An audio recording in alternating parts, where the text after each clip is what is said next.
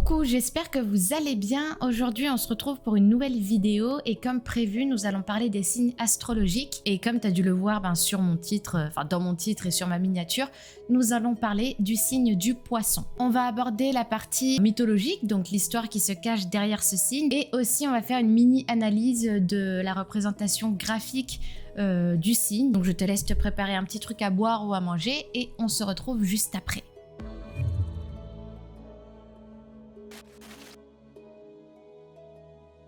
Alors, je suis contente de faire cette vidéo parce que justement, ça fait plusieurs fois... Enfin non, j'ai fait que le signe du Verseau, mais je vais à la bibliothèque pour me procurer exprès ces livres-là qui sont écrits par Michel, à chaque fois j'oublie son nom de famille, Curcio. On n'en sait pas trop sur cette femme, donc je sais que c'est une femme parce que c'est Michel avec un E. Et j'ai vu qu'elle a écrit pas mal de livres sur l'astrologie. Et en fait, j'aime beaucoup la manière dont elle aborde ce sujet parce que au lieu d'aborder l'astrologie d'un point de vue superficiel et global, elle fait partie des personnes, donc comme moi, qui se demandent pourquoi on a des signes astrologiques, à quoi ça sert. Est-ce que c'est pour mieux connaître l'autre et mieux comprendre l'autre ou mieux se connaître soi-même? Est-ce que c'est une manière de se rassurer? Bon, il y a quand même des choses qui sont assez réalistes. Alors, on va commencer par analyser la représentation graphique du signe du poisson. Donc, non pas par son symbole assez populaire, mais plutôt par la représentation de ces deux poissons que l'on voit nager en sens inverse. Le poisson est associé à l'élément eau et cet élément est lui-même associé à l'imagination, l'art et la création. Donc la raison pour laquelle il y a deux poissons au sens inverse, c'est qu'en fait on a besoin de deux forces et de deux éléments pour créer. Et du coup, le mythe derrière le signe astrologique du poisson, il y a Typhon, donc le démon, si ce n'est pas le plus grand démon, le plus détesté des dieux de l'Olympe et de toute la mythologie grecque. Donc c'est le dieu des vents et des tempêtes. On appelle un typhon, donc c'est un cyclone, je crois, tropical, si je dis pas de bêtises. Donc il est assez puissant.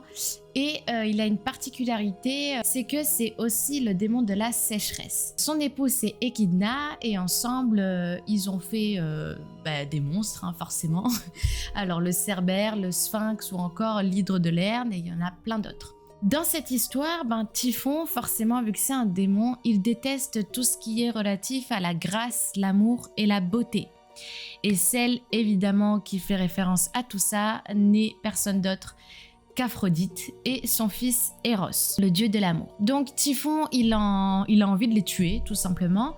Et là, il y a Aégipan, je sais plus comment il s'appelle, Aégipan, voilà, qui veut les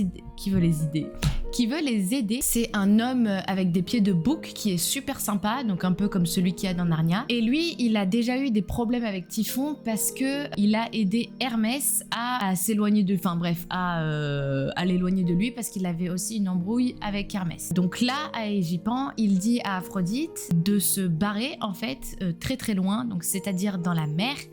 Parce que vu que c'est le démon de la sécheresse, entre autres, même si il n'y a pas que ça, il ne supporte pas le contact de l'eau, donc il ne peut pas en fait rentrer dans la mer. Ce qui fait qu'Aphrodite et Eros, ils vont dans la mer et d'ailleurs elle retourne d'où elle vient vu qu'Aphrodite est née dans les écumes, dans l'écume. Et là, Poséidon apprend que Aphrodite est en fuite. Donc il lui envoie deux beaux dauphins, donc il les prend sur leur dos, donc Aphrodite et Eros sur le dos des dauphins, et ils vont au fond des mers, donc je cite, plus loin que l'Euphrate, c'est-à-dire vraiment très très profond. Les dauphins sont récompensés et du coup ils sont placés éternellement dans le firmament, ce qu'ils appellent, donc c'est le ciel, la voûte céleste. Et il devint donc la constellation du poisson.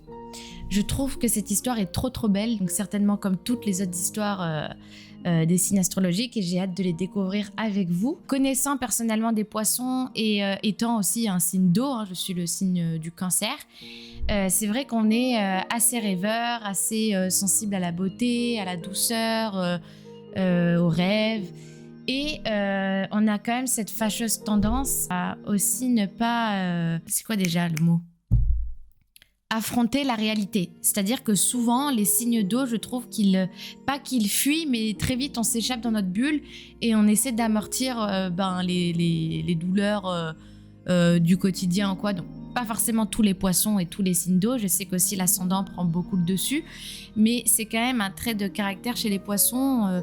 Le fait qu'Aphrodite, bon là c'est un ami à elle qui, à Égipan, là l'homme bouc est trop sympa, c'est lui qui lui a dit d'aller dans l'eau, mais en fait c'est vrai qu'aussi notre entourage nous protège. Et en gros, je caricature, mais c'est comme s'il lui avait dit rentre chez toi, parce que du coup, elle vient de la mer, elle vient de l'écume, et que personne ne peut rentrer chez elle, donc le démon Typhon. Comme par hasard, c'est le démon de la sécheresse que dans cette histoire-là. Et je l'ai pas dit clairement, mais Aphrodite, c'est celle qui est du signe du poisson, elle représente le poisson. Et aussi, c'est vrai qu'on est souvent... je dis on, je suis pas du signe du poisson, mais... Les poissons sont souvent pas attaqués, mais on les trouve trop rêveurs, trop déconnectés de la réalité, alors qu'en fait ça c'est aussi une qualité quelque part, et ça ne les empêche pas d'avoir un très fort caractère, de savoir se défendre. C'est juste que c'est une capacité qu'on a plus élevée que les autres, que ceux du signe de terre ou d'air ou de feu. L'eau, c'est vrai que voilà, on a très vite cette capacité à disparaître et à rentrer au sein de nous-mêmes, quoi. Voilà, j'espère que cette vidéo vous a plu. N'hésitez pas à me dire si vous voulez d'autres vidéos, donc pour tous les autres signes, ou si ce format ne vous plaît pas trop. Si cette vidéo t'a plu, n'hésite pas à mettre un petit pouce, à activer la cloche, t'abonner, laisser un commentaire, faire tout ce que tu veux, partager cette vidéo. Je te souhaite une très belle soirée, très bonne nuit, très belle journée, peu importe, et à très bientôt. Salut!